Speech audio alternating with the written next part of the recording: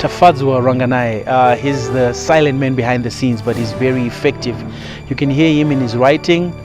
You can hear his passion, his voice. You can literally see his dreadlocks in his lines. My name is...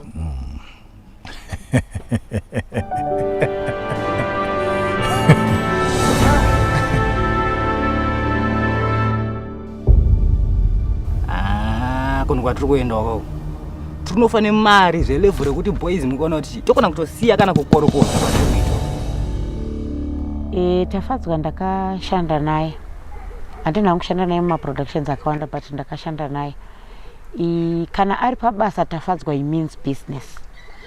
Haana kutamba and anenge achida zvinhu zvake zvinyatsoitwa perfect.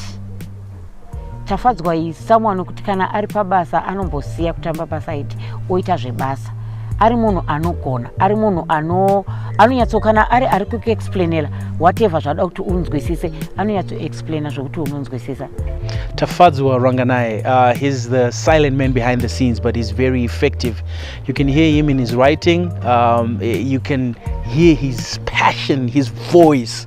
You can literally see his dreadlocks in his lines. Anyway, so he's one guy that is an amazing artist, a creative artist. That's what I would like to call him. And it's a great experience working with him in this generation and in this era. My name is Tafadzwa Ranganai. I'm a late 30s filmmaker from Zimbabwe. I am a writer, director, producer, editor, sometimes a sound man. I do a little bit of everything when it comes to film. My journey started in 2007. That's when I had my first professional gig. I think I was doing voiceovers for a church or something like that. I can't even remember. I just know I got paid and I enjoyed making money doing something artistic.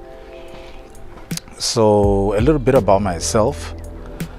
I have written and directed 3 short films and 2 feature films, and I've directed a feature film that I didn't write. So my history in the industry is such that I started off studying to be a journalist actually. I have a degree in media studies from the University of Botswana. But while I was there, my interest just started leaning towards film. My love for expressing myself through my imagination eventually took over, and I chucked journalism to the side and found myself working on fiction. What else about me is interesting? Split up kaya muri kutaura. Musatenge musati mamboona mahora munhu. The moment vanhu pavanongonzi va splitter chete, vanhu vanotanga kufa 1-1.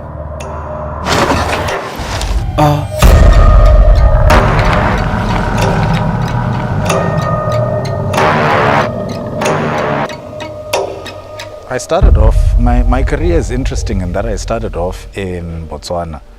So I worked in Botswana for a couple of years doing music videos, television ads, corporate videos, the type of stuff that pays the bills. But home is always calling. And I decided to try my luck here in Zimbabwe. And I must say, ever since coming back to Zimbabwe, my creative side has really flourished. It's in Zimbabwe that I managed to write my first feature film and direct my first feature film, Nevanje, which is currently streaming on a couple of streaming services. There are too many for me to remember. And I've enjoyed working with so many different people in the industry who are up against serious odds in terms of the economy, but still producing brilliant work and making it happen.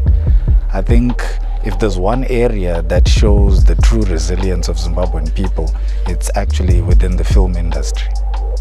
So the challenge that a lot of local filmmakers face is, I guess the obvious one is money. to begin with.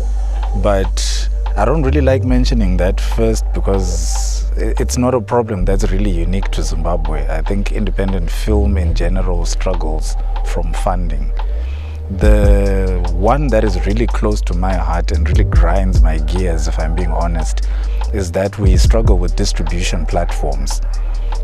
And this lack of distribution platforms basically just goes backwards to a lack of money. It's sort of like a chicken and egg thing. So if we don't have anywhere to show our films, we can't prove to financiers that we have an audience, a paying audience for our films.